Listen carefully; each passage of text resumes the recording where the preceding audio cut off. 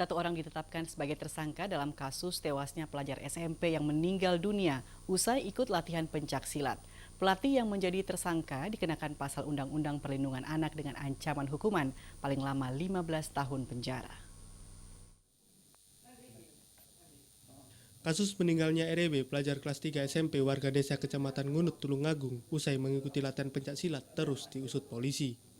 Penyidik Satreskrim Polres Tulungagung menetapkan pelatih korban DAR warga desa Kecamatan Ngunut sebagai tersangka. Penetapan tersangka ini setelah melalui proses penyidikan dan didukung saksi-saksi serta bukti-bukti yang ada, diantaranya rekaman kamera pengawas.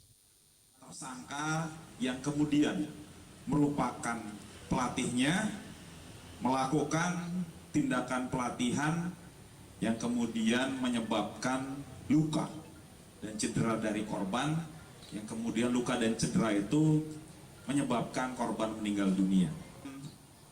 Tersangka sudah kami tahan. Kasus berawal pada Sabtu sore tanggal 18 November 2023. Korban mengikuti latihan pencaksilat di SMA Negeri 1 Ngunut bersama 3 orang rekannya.